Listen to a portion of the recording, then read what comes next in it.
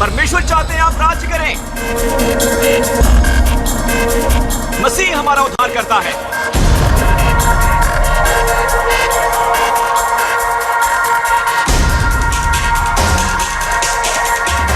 परमेश्वर धर्मी है पापियों को धर्मी बनाने के लिए।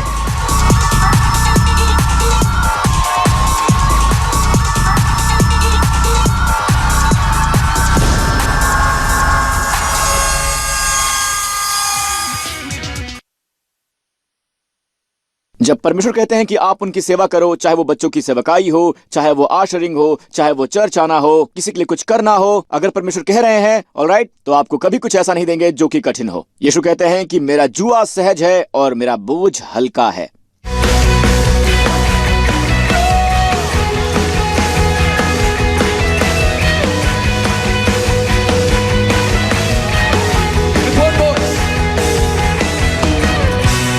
I will sing for all my days of your goodness and your grace and the wonders of your love for me.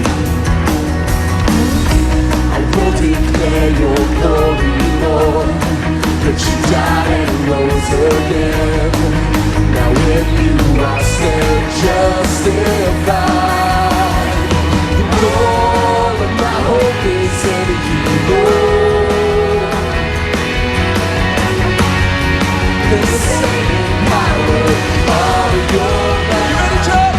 You're my righteousness, my deliverer. I am free and alive, 'cause you live in me. And I will shout my praise unto you, my King. You're my Jesus, in you I live.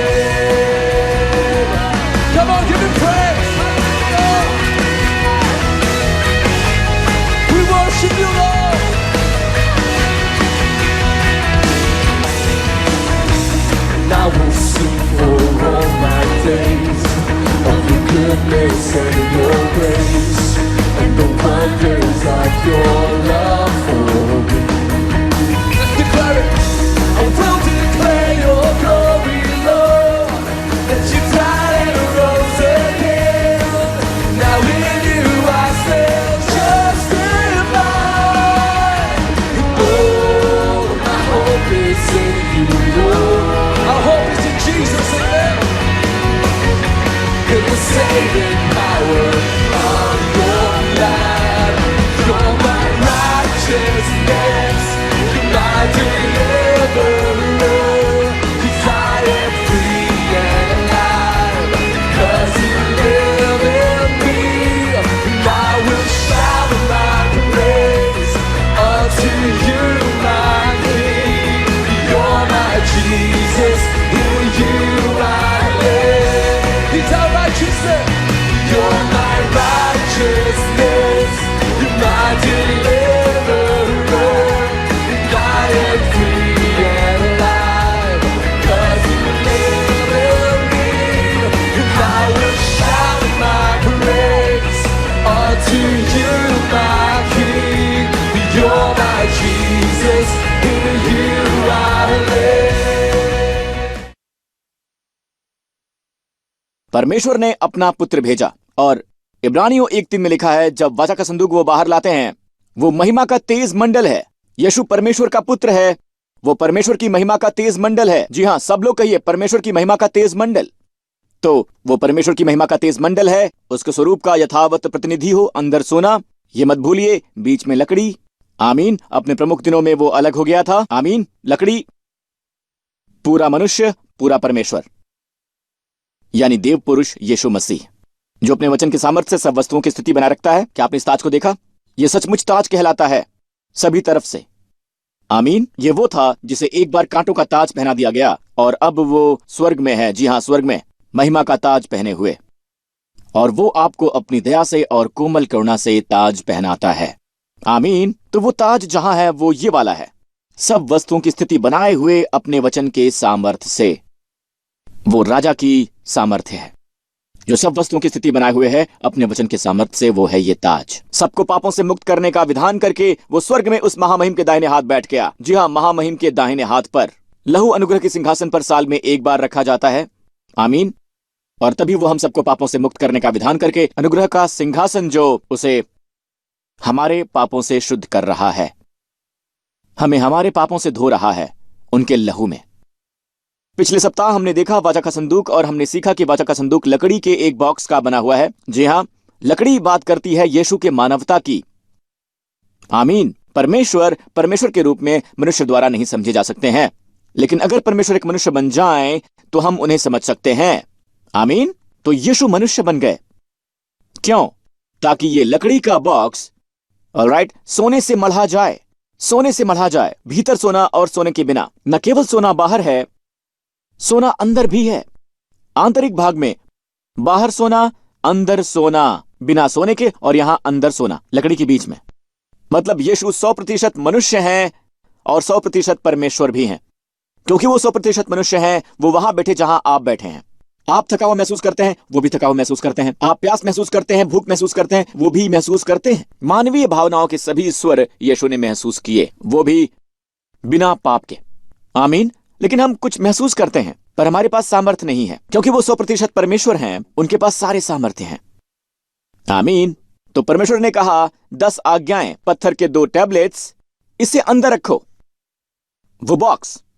Okay, चलो क्रूस के भाग की ओर देखते हैं, अंदर क्या है। अगर आप वाचा के संदूक के अंदर देखते हैं तो आप 3 चीजें देखते हैं। 3 चीजें। नंबर 1, आप पत्थर के 2 टैबलेट्स देखते हैं, 10 आज्ञाएं लिखी हुई परमेश्वर की उंगलियों से।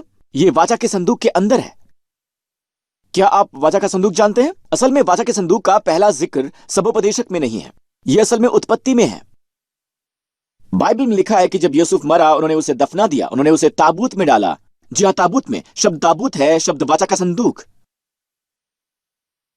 ये ठीक वही शब्द है, वाचा का संदूक। ये ताबूत है 2 टैबलेट्स के लिए। परमेश्वर कह रहे हैं, यदि आप वाचा के संदूक को बाहर लाते हैं तो हर कोई मर जाएगा, क्योंकि वाचा का संदूक पूर्ण पवित्रता है। जिसमें इसकी कमी होगी उन सब पर दंड लाएगी। और दोस्तों, हम में इसकी कमी होती है। तो पत्थर के टैबलेट्स को रखने का एकमात्र स्थान वो है अनुग्रह के सिंहासन के बिल्कुल नीचे, जहां साल में एक बार इजराइल में प्राचीन समय में अनुग्रह के सिंहासन पर लहू छिड़का जाता है। जी हां, लहू। इसे इब्री में कहते हैं, अनुग्रह के सिंहासन को ग्रीक में कहते हैं हिलेस्टेरियन, और इब्री में कीपोरेट। इसलिए आपके पास है यौम किपुर, यानी प्रायश्चित का दिन, आवरण। इसे देखिए, अनुग्रह के सिंहासन पर लहू। दोस्तों, इसमें लगती है बस लहू की एक बूंद, और जब लहू अनुग्रह के सिंहासन पर छिड़क दिया जाता है, और ये वही जगह है जिसका जिक्र भजन संहिता कर रही है। सर्वशक्तिमान के पंखों के नीचे, गुप्त स्थान, यानी अल सदाई। आमीन। हम यहां निवास करते हैं। प्रभु की स्तुति हो। यीशु हमारे अनुग्रह का सिंहासन है। जी हां, हालेलुया, आमीन। और एक बात और, परमेश्वर मनुष्य के हृदय में देख सकते हैं। उनकी आंखें आपके विचारों को देख सकती हैं। उनकी आंखें दीवारों के पार देख सकती हैं। उनकी आंखें पर्वतों की तमाम परतों के पार देख सकती हैं, यहां तक कि घाटियों और समुद्रों के नीचे भी। जी हां, परमेश्वर की नजरों से कुछ भी छिपा हुआ नहीं है। हर एक चीज खुली है और स्पष्ट है उसकी नजरों के सामने। पर एक चीज है जिसके पार परमेश्वर नहीं देख सकते हैं, और वो है लहू। लहू बात कर रहा है लोगों पर आशीषों की। आमीन। और अब दोस्तों, यीशु का लहू स्थायी रूप से स्वर्ग में है। तो जब परमेश्वर आपकी ओर देखते हैं, वो आपकी ओर दंडाज्ञा के साथ नहीं देखते हैं, बल्कि प्रेम और दया के साथ देखते हैं। आमीन। तो हम समझे उसकी सहायता के लिए ये एक विजुअल एड है। और अब इस वीडियो एड को देखिए। वाचा का संदूक खुलता है।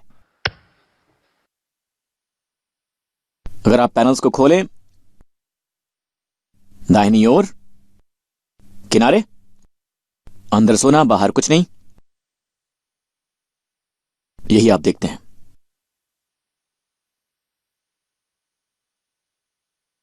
यानी क्रूस। तो यह है यीशु का व्यक्तित्व और कार्य। आमीन। आपको आशीष मिली। और जिस तरह से वो डेरा डालते हैं, इजराइल के 12 गोत्रों के पड़ाव की ओर देखिए। पड़ाव में परमेश्वर कहते हैं कि 3 गोत्र उत्तर की ओर, 3 गोत्र पश्चिम की ओर, 3 गोत्र पूरब की ओर, और दक्षिण के भाग में, क्षमा कीजिएगा, ये पूर्वी भाग है। पूर्वी भाग में यहूदा के गोत्र के लोगों की संख्या ज्यादा है, तो ये सबसे लंबा है। अब चलिए हेलीकॉप्टर पॉइंट ऑफ व्यू से देखते हैं। मुझे नहीं लगता कि गोत्रों को मालूम था कि वो कैसे पड़ाव डालते थे। पर आप हेलीकॉप्टर पॉइंट ऑफ व्यू से देखें या पर्वतों के पॉइंट ऑफ व्यू से देखें तो क्रूज दिखता है। कोई आश्चर्य नहीं कि भविष्यवक्ता बालाम जब उसे पर्वत की चोटी से इजराइल को श्राप देने के लिए खरीदा गया तो उन्होंने इसकी ओर देखा और कहा कि मैं उन्हें कैसे श्राप दे सकता हूं जिन्हें परमेश्वर ने खुद आशीष दी है।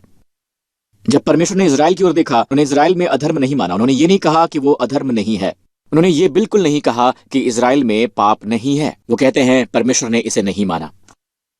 ओके, हमारी सांत्वना ये नहीं कि वहां पाप नहीं है, हमारी सांत्वना ये है कि परमेश्वर हमारे पाप नहीं देखते हैं। क्यों? क्योंकि वो हमारे लहू देखते हैं, वो अपने पुत्र का लहू देखते हैं। हालेलुया, आमीन लोगों। तो इस तरह से ये पड़ाव है। क्या आप देखना चाहते हैं कि ये नाम कैसे हैं? इन्हें 12 गोत्र दिखाइए। ओके, अब इस पर वापस चलते हैं। ओके दोस्तों, अब हम एक कदम आगे जाते हैं। आज चलिए यहां खंबे पर नजर डालते हैं। खंबे किस लिए होते हैं? जब याजक वाचा का संदूक लाते हैं, ध्यान दीजिए, नंबर 1, वो वाचा का संदूक नहीं उठा सकते हैं, चाहे कितने ही लोगों से उठाएं, ये बहुत भारी है। साथ ही ठोस सोना, बाय द वे ढक्कन भी ठोस सोना है। पूरी बात पीटने की है। यीशु का कार्य, उन्हें पीटा गया अनुग्रह का सिंहासन बनने के लिए। आमीन। पत्थर की एक सिल्ली, ढक्कन पत्थर की एक सिल्ली है, और यहां सोना और लकड़ी जो याजकों को ढोने के लिए बहुत ही भारी है। पर अद्भुत बात यह है, वहां मृत्यु होती थी जब वो इसे सांसारिक तरीके से करने की कोशिश करते थे। बैलगाड़ी पर दाऊद ने परमेश्वर का तरीका सीखा। इसे याजकों के कंधे पर इस तरह से उठाया जाना चाहिए। मुझे यकीन है कि ये आप सभी लोगों के पास होगा, जिसे आपने इजराइल से खरीदा होगा, या आप में से कुछ के पास होगा, है ना? आप में से कितनों के पास है ये क्या? आप लोग तो अक्सर इजराइल जाते हैं और आप लोगों ने इसे वहां से कभी नहीं खरीदा। हाँ, ये मेरा है बाय द वे। दरअसल ये मेरे ग्रीन रूम में है। ये चित्र है याजकों का वाचा के संदूक को उठाए हुए। ओके, आप इजराइल में ऐसे बहुत से चित्र को देखेंगे, ठीक है, पर यह बहुत ही दिलचस्प है। आपको बता दूं कि ये बहुत ही भारी है। ओके, तो आपने यहां नीचे देखा, यह परमेश्वर की मदद के बिना हो ही नहीं सकता था। अब इसे देखिए, जब दाऊद ने देखा कि उस नमूने को कैसे वाचा के संदूक को उठाया जाता है, ये खंभों द्वारा उठाया जाता है याजकों के कंधों पर। जी हाँ, याजकों के कंधों पर, और ये बहुत ही भारी है। वो इसे कैसे उठा सकते हैं? बाइबल में लिखा है परमेश्वर ने याजकों की मदद की। दूसरे शब्दों में इसे देखिए, आपकी भूमिका विश्वास द्वारा है। जब परमेश्वर कहते हैं कि आप उनकी सेवा करें, चाहे ये बच्चों की सेवकाई हो, चाहे ये आशरिंग हो, चाहे ये चर्च आना हो, चाहे किसी के लिए कुछ करना हो, यदि परमेश्वर आपसे कहते हैं ऑलराइट, तो वो आपको कभी वो काम नहीं देंगे जो कि कठिन है। यीशु ने कहा, क्योंकि मेरा जुआ सहज है और मेरा बोझ हल्का है। चाहे ये वजन कितना ही भारी क्यों ना हो, ये हमेशा आसान हो जाता है। मेरा बोझ हल्का है, मेरा जुआ सहज है, यानी बहुत ही आसान है। समझ गए? यदि प्रभु आपसे कुछ करने को कहते हैं, अगर वो आपसे कहते हैं, तो ये हमेशा सहज और हल्का होता है, बहुत हल्का। तो अगर परमेश्वर कुछ करने को कहते हैं, तो आप विश्वास से आगे बढ़ें। जब याजक आगे बढ़े और खंभों को छुआ और उसे उठाया, तो वो भारी होने के बजाय, इस चीज के बजाय याजकों को उठाया। कितने लोगों ने समझा? खंभों ने याजकों को उठाया, जैसे याजक हवा में चल रहे हैं, या ऐसा जैसे कि उनके कदमों में स्प्रिंग लगा हो। बाइबल कहती है परमेश्वर ने याजकों की मदद की। हर बार जब आप लक्ष्य पर अपना हाथ रखते हैं, जिसे परमेश्वर करने के लिए कहते हैं, ठीक है, चाहे ये मिनिस्ट्री का मिशन हो, चाहे यात्रा हो, चाहे ये फुल टाइम सेवकाई हो, ठीक है, ये जो कुछ भी हो, अगर परमेश्वर आपको इसे करने के लिए कहते हैं और आप अपना हाथ इसकी ओर बढ़ाते हैं, जिस पल आप इसे विश्वास से छूते हैं, बाकी की चिंता परमेश्वर करते हैं।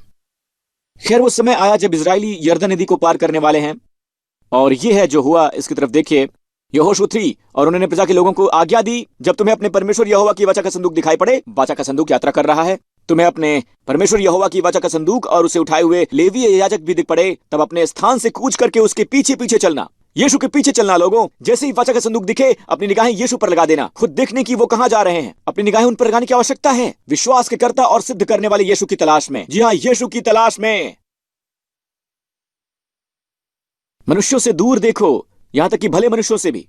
पास्टर प्रिंस से दूर देखो, हर किसी से दूर देखो सिवाय यीशु के। उनकी ओर देखो, उनके पीछे जाओ। तुम्हारे और उनके बीच 2000 हाथ के अटकल अंतर हो। 2000 हाथ के अटकल अंतर हो। मैं अभी आपको बताने वाला हूं, मैं अभी बताऊंगा आपको।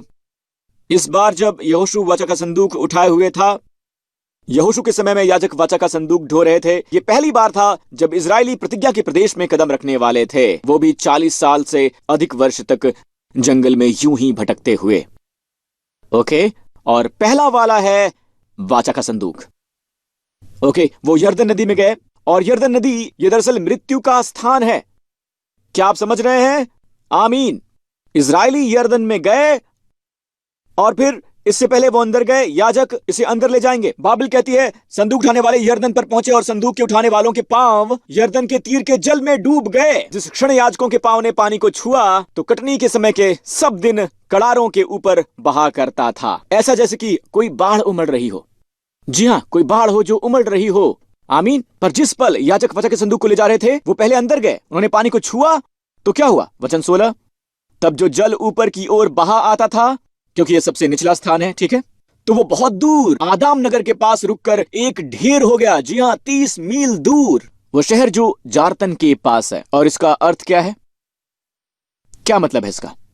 वाचा का संदूक यीशु की तस्वीर, मौत की नदी में जाने वाली पहली तस्वीर है। जी हाँ, पहली तस्वीर। यर्दन में यार का मतलब होता है नीचे जाना और दिन का मतलब होता है दंडाज्ञा। वो हम सब के लिए नीचे दंडाज्ञा में चला गया। ओके। और परमेश्वर ने यर्दन नदी को थप्पड़ मारा और पूरे 30 मील पानी रुककर ढेर हो गया था वहां 30 मील पर परमेश्वर ने आदाम शहर के लिए सभी तरह की दंडाज्ञा को वापस क्यों ले लिया? ऐसा क्यों किया? परमेश्वर कह रहे हैं वो हर चीज जो आदाम से आई, यानी मृत्यु, तबाही, दंडाज्ञा, आदाम शहर के लिए सभी दंडाज्ञा परमेश्वर ने ले ली। ऑलराइट, हम सब के लिए उन्होंने सभी दंडाज्ञाएं वापस ले ली। Yes, hallelujah. मुझे मेरा काम बहुत पसंद है, मुझे सुसमाचार का उपदेश देना पसंद है। आमीन। आप समझ गए? चले चलते हैं नीचे 3:17 वचन 17 पर आ जाइए। और याजक यहोवा का वाचा का संदूक उठाए हुए यर्दन के बीचों बीच पहुंचकर स्थल पर स्थिर खड़े रहे और सभी इजरायली स्थल ही स्थल पार उतरते रहे। जी हां, जब तक कि सभी लोग, कहिए सभी लोग यर्दन पार ना हो गए। उनमें से कोई भी पीछे नहीं छूटा, कोई भी नहीं। मैं अनंत सुरक्षा में विश्वास करता हूं क्योंकि जब यीशु बचाते हैं तो वो अनंत रूप से बचाते हैं। कोई भी पीछे नहीं छूटा। मुझे अच्छी आमीन मिल सकती है? आमीन। कोई भी पीछे नहीं छूटा। मुझे ओल्ड किंग जेम्स पसंद है। ऑलराइट, पूरी तरह से पार, पूरी तरह से यर्दन के पार, और वो सब जमीन पर चले। आमीन।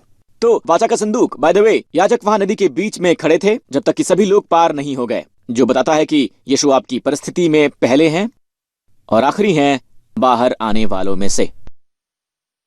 अभी आपने क्रूज देखा, राइट? पड़ाव डालने का। वाचा का संदूक कहाँ है? बीच में, ठीक है। इन्हें फिर से एक बार दिखाइए, पड़ाव दिखाइए। वाचा का संदूक कहाँ है? बीच में, जहां बादल हैं परम पवित्र में।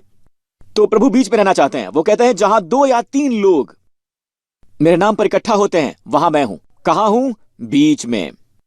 अपने अध्ययन के बीच में यीशु को रखिए, अपने करियर के बीच में यीशु को रखिए, यीशु को हमेशा केंद्र में रखिए और सब कुछ एक साथ आयोजित किया जाएगा। आमीन। जब वो यात्रा करते हैं, जी हाँ, वो एक साथ यात्रा करते हैं, एक कतार में करते हैं। वाचा का संदूक कहाँ है? बीच में है। पर जब भी कठिनाई आती है, जब भी कुछ होता है, राइट, तो वाचा का संदूक सामने आ जाएगा। वाचा का संदूक सबसे पहले अंदर आएगा। बाइबल कहती है 3 दिन की यात्रा पर जाएगा, इससे पहले कि लोग अपने लिए विश्राम के स्थल की तलाश करना शुरू कर दें।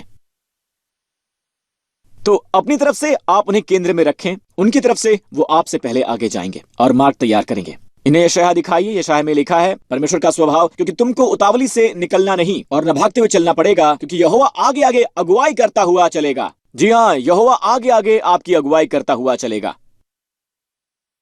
तो परमेश्वर किसी भी स्थान पर हो सकते हैं, वो आगे आगे होंगे मार्ग साफ करते हुए, ठीक है। और उस शत्रु की चिंता मत कीजिए जो तुम्हारे पीछे आता है, क्योंकि वो तुम्हारे पहरेदार भी होंगे।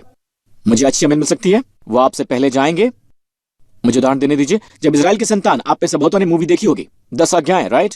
वो सब के सब लाल सागर पर आए और फिर देखिए अपने पीछे उन्होंने धूल के बादलों को भी देखा। जब मिस्र के रथ उनकी ओर भागे आ रहे थे, वो चट्टान और एक कठिन स्थान के बीच फंस गए। उन्होंने मूसा को आवाज दी, तुम हमें यहाँ मरने के लिए लाए हो? मूसा, ये तुम्हारा दोष है, वो अब हमें मार डालेंगे, हमारे सामने सागर है। और इससे पहले कि परमेश्वर ने सागर खोला, क्या हुआ? सबोपदेशक 14 पढ़िए। और परमेश्वर के स्वर्गदूत ने, कैपिटल ए, जब कभी ये कहता है परमेश्वर का स्वर्गदूत, तो ये यीशु का हवाला दे रहा होता है। यीशु परमेश्वर है, पर शब्द स्वर्गदूत दरअसल व्यापक शब्द है परमेश्वर के प्रतिनिधि के लिए, उनके प्रतिनिधि के लिए, ठीक है। तो ये उनका अवतार से पहले का स्वरूप है। उस समय यहोवा का दूत लोगों के पीछे पीछे गया, इसलिए बादल का स्तंभ लोगों के आगे से हट गया और उनके पीछे आ गया। जी हां, बादल का स्तंभ लोगों के आगे से हट गया और उनके पीछे आ गया। शुरुआत में ये आगे था और अब शत्रु पीछे से आ रहे हैं। अब इसे देखिए, वो पीछे चला गया, पीछे से उनकी सुरक्षा करने के लिए। तो परमेश्वर पहले हैं जो उनकी अगुवाई कर रहे हैं और वो आखिरी हैं जो उनकी सुरक्षा कर रहे हैं। क्या आप ये देख सकते हैं? मैं चाहता हूं कि आप ऐसी दुनिया में महसूस करें जो असुरक्षित है, कि जब आप यात्रा कर रहे हैं या आप बस यात्रा करने के बारे में सोच रहे हैं तो एक बात ध्यान रखिए कि प्रभु आपसे पहले गए हुए हैं। उन्होंने जगह का निरीक्षण कर लिया है। वो कहते हैं बेटा चलो भी। वो अपनी भीड़ से कह रहे हैं, वो अच्छे चरवाहा हैं, है ना? तो ध्यान दीजिए, जब वो अपनी भीड़ों को निकाल लेता है तो उनके आगे आगे चलता है। भीड़ें उसके पीछे चलती हैं क्योंकि वो उसका शब्द पहचानती हैं। जब वो अपनी भीड़ें बाहर निकालता है तो वो उसके आगे आगे चलता है। वो आगे चलता है, उनकी अगुवाई करता है। मैं इसे शास्त्रांश से समाप्त कर रहा हूं। भेड़ें उसके पीछे चलती हैं, वो उनके आगे चलता है और भेड़ें उसके पीछे हो लेती हैं क्योंकि वो शब्द पहचानती हैं। अब बाइबल में यह नहीं लिखा हुआ है कि उसकी आवाज सुनने के लिए आपको सीखना होगा। यह दिया गया है, यह एक वास्तविक बयान है। भेड़ उसके पीछे पीछे चलती है क्योंकि वो उसका शब्द पहचानती है। भेड़ को सिखाने की आवश्यकता नहीं होती है, आपको बकरियों को सिखाना होता है। आप नए सिरे से जन्मे हैं तो आप भेड़ हैं। जी हां, आप एक भेड़ हैं, बकरी नहीं है। सुनिए, विश्वास कीजिए। आमीन। ये एक सच्चाई का बयान है। भेड़ उसके शब्द पहचानती है और उसके पीछे पीछे चलती है। अब मैं लोगों को सिखाने के विरुद्ध नहीं हूं कि परमेश्वर के शब्द कैसे सुनते हैं, पर अक्सर हम चीजों को जटिल बना देते हैं। क्या आपने छोटे बच्चों को देखा है? आप एक बच्चे को एक रूम में रख दीजिए, ठीक है, जो कि जगा हुआ है, ठीक है, और मां बस अंदर आई है। कमरे में बहुत शोरगुल है, अन्य औरतें बात कर रही हैं, पर जिस पल मां अंदर आती है, मां किसी और से बात कर रही है, बच्चा चौकन्ना हो जाता है। बच्चे को परमेश्वर के शब्द सुनने के लिए 7 स्टेप्स सिखाने की आवश्यकता नहीं होती है। तुम्हारी मम्मी की आवाज, अपनी मम्मी की आवाज सुनने के लिए 7 स्टेप्स। तो बस ये करना है कि आत्मविश्वास बढ़ाना है परमेश्वर के लोगों का कि वो परमेश्वर की आवाज पर ध्यान दें, वो चरवाहे की आवाज पर ध्यान दें। आपकी स्वीकृति ये होनी चाहिए कि मैं उसकी आवाज सुनता हूं। आपको परमेश्वर का धन्यवाद हर एक दिन करना चाहिए कि मैं उसकी आवाज सुन रहा हूं। और परमेश्वर आपके जीवन की छोटी से छोटी बात में अगुवाई करेंगे। आप देखें, यहां लिखा है वो उसके पीछे पीछे चलती है क्योंकि वो उसका शब्द पहचानती हैं। पर वो किसी भी वजह से यहां पर जोर दिया गया है, ये ग्रीक में है, उसमें जो एक डबल नेगेटिव है, परंतु वो पराये के पीछे नहीं जाएंगी परंतु उससे भागेंगी क्योंकि वो पराये का शब्द नहीं पहचानती हैं। यहां तक कि नवजात मसीह, मुझे याद है जब मैं नौजवान मसीही था और मैं एक न्यू एज बुक पढ़ रहा था। ये विधर्मी, बेतुकी और बेवकूफियों से भरी हुई पुस्तक थी। उन चीजों में गंदी जहर है और मैं अच्छे से नहीं जानता था, ठीक है, और मैं चर्च गया, नौजवान मसीही था और मुझे पुस्तक के बारे में अच्छा महसूस नहीं हुआ। और मैं चर्च के बुजुर्गों से पूछता था, जिस भी चर्च में मैं जाता था, मैं कहता था कि क्या ये सही है? मुझे अच्छा महसूस नहीं होता है, मैं इस पुस्तक का आनंद ले रहा हूं पर उद्धार पाने के बाद मुझे लगता नहीं कि मैं अंदर से अच्छा महसूस कर रहा हूं। वो कहते हैं तो एक नौजवान मसीह के रूप में आपको चिंता करने की आवश्यकता नहीं है। कई बार आपका मन आपके साथ खिलवाड़ कर सकता है, पर आपकी अंतरात्मा आपसे कहती है ये गलत है, और ये बिल्कुल सही है। आप अच्छे और बुरे के ज्ञान के साथ नहीं जीते हैं, आप जीवन की उपस्थिति और अनुपस्थिति के साथ जीते हैं। अगर वहां इसकी उपस्थिति ना हो तो इसे मत कीजिए। क्या आप सुन रहे हैं? और चिंता मत कीजिए, क्या हो अगर मैं गलत आवाज सुनूं? तो वो स्ट्रॉन्ग नेगेटिव किसी भी वजह से पराये के पीछे नहीं जाएंगी। आप शैतान की आवाज नहीं सुनेंगे, और आप उसकी आवाज सुनेंगे और आप ये जान जाएंगे कि ये वही है, ये एक अजनबी है, एक अजनबी की आवाज है, अच्छी महसूस नहीं होगी। कई बार आप उपदेश सुनते हैं और आप में से बहुत से लोग जो यहां हैं, आपने निर्णय किया है कि ये आपका होम चर्च है। कैसे निर्णय करेंगे कि आपका होम चर्च है? क्योंकि आप यहां आए हैं, पास्टर प्रिंस ने किसी और चीज पर उपदेश नहीं दिया, कि आपका दिमाग समझने की कोशिश कर रहा है, आप उसे समझने के लिए संघर्ष कर रहे हैं। पर दरअसल बात यह है कि आपका आत्मा कह रहा है कि मैं समझ गया, इसी पर मैं विश्वास करता हूं। कुछ लोग वो चीज बाहर कह रहे हैं जो परमेश्वर ने अंदर कही है। मुझे नहीं पता शब्दों को कैसे डालना है, पर वो शब्द डालता है क्योंकि उसे परमेश्वर का अनुग्रह है, उसे अनुग्रह का वरदान है, उनके बुलावे का। बहुत से लोग मुझसे वही बात कहते हैं, कहीं और के मिनिस्टर्स, वो मुझसे कहते हैं जो मैंने विश्वास किया वो आपने स्पष्ट किया।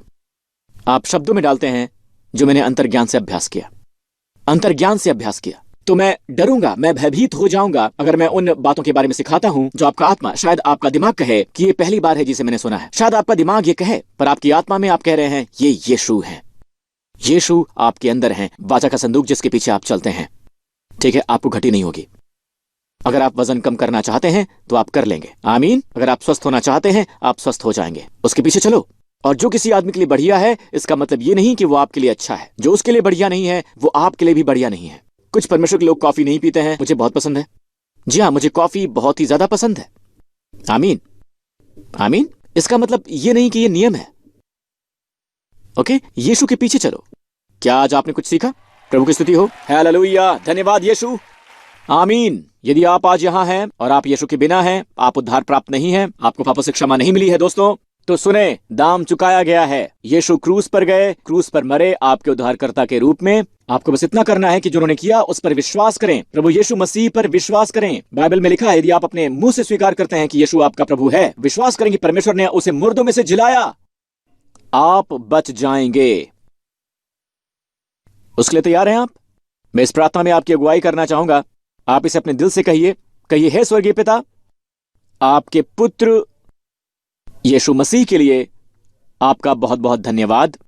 यानी सच्चे वाचा के संदूक के लिए। उन्होंने क्रूस पर मेरी जगह ले ली, मेरी दंडाज्ञा ले ली। वो श्रापित हुए ताकि मुझे आशीष मिले, वो पाप बन गए ताकि मैं उसमें परमेश्वर की धार्मिकता बनूं।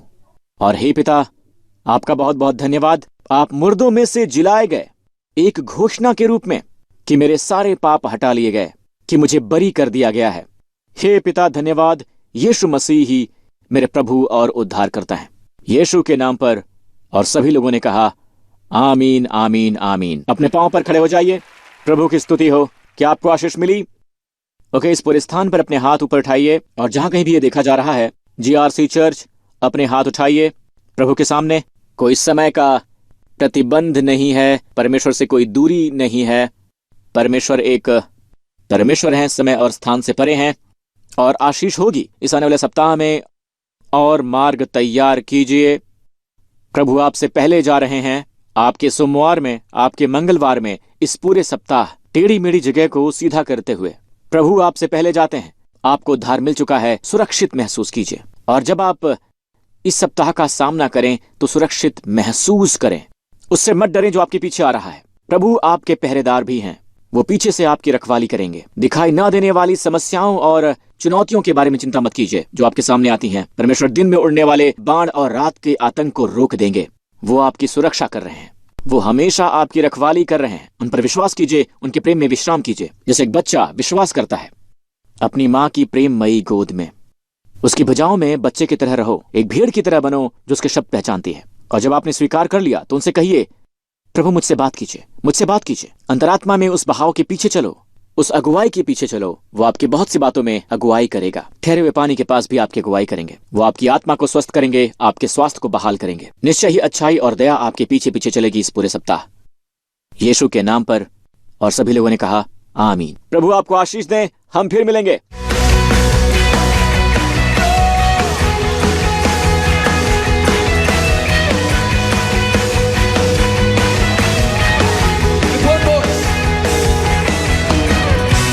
I will sing for all my days of your goodness and your grace and the wonders of your love for me.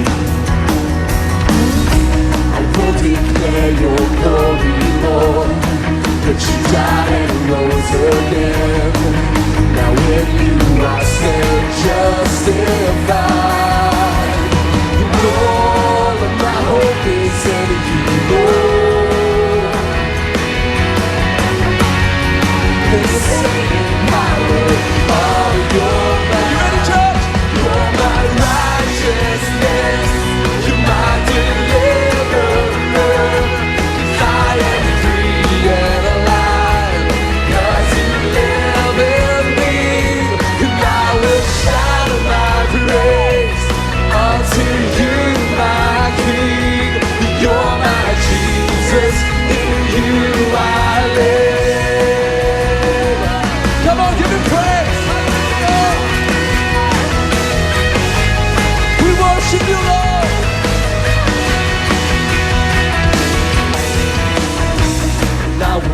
Pastor Joseph Prince का आज का कार्यक्रम देखने के लिए